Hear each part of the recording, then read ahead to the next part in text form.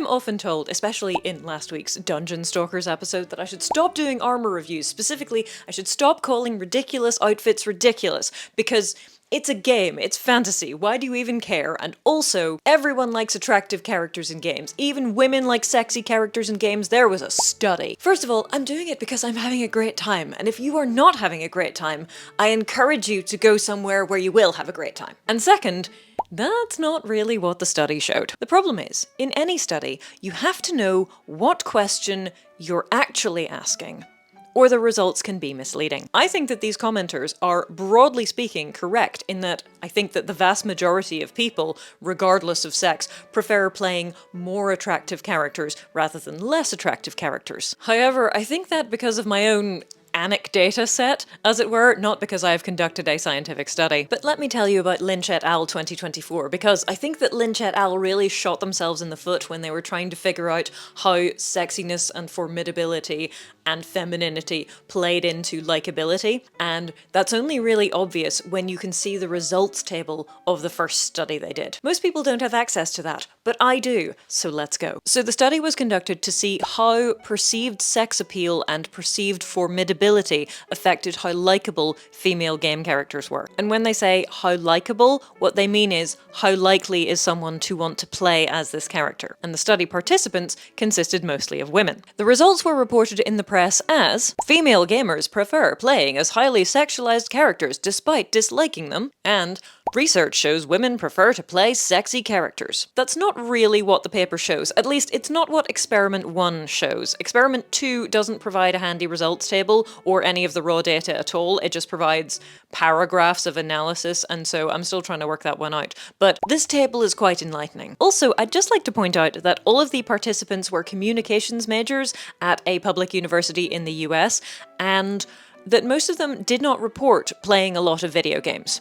So I think calling them gamers is a bit of a stretch. I mean, I watched some movies this year. That doesn't make me a cinephile. In the research, they gave participants 4 of these 8 pictures, and they showed them a short clip of someone else playing as the characters. And then they said, rate this character's sexualization on a scale of 1 to 5, where 1 is not very sexualized and 5 is very sexualized. Rate this character's formidability, ditto. Rate this character's femininity, ditto. This produced one very slightly surprising result, and the rest of them were exactly as you would expect. The surprising result was not formidability. Most formidable to least went big plus armor, big with no armor but big weapons and big muscles, small plus armor and weapons, small, no armor, and not very muscly. It wasn't femininity that was the surprising result. Highest rated femininity was low strength, not many clothes, then high strength, not many clothes, then low strength, lots of clothes, then high strength, lots of clothes. Not particularly surprising.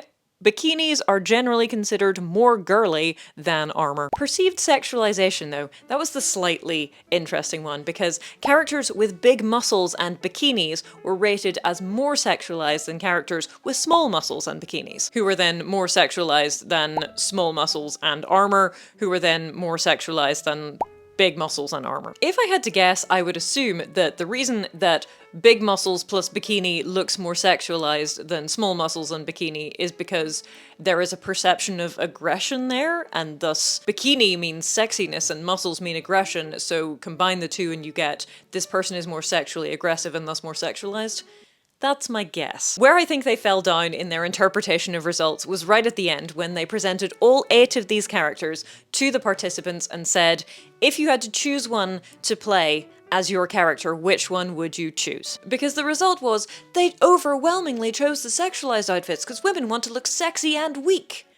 No. Have you spotted the problem yet? If not, that's okay. Let's look at the table together. When they were analyzing likability, the study writers divided these characters into the 4 groups. High strength, high sexuality, low strength, high sexuality, high strength, low sexuality, low strength, low sexuality. But I think it is more prudent to ask the following question. Which character was most popular? And by what margin? If you haven't already seen the results, I'm going to let you guess. Here are the 8 characters. Would you like to take a moment to guess which one was most popular overall, and which one was most popular with women specifically? Okay, there were significantly more women than men in this study, but this one was most popular overall, being particularly popular with the men, whereas this one was most popular with women, coming in second overall. I think it's really obvious why this character is the most popular.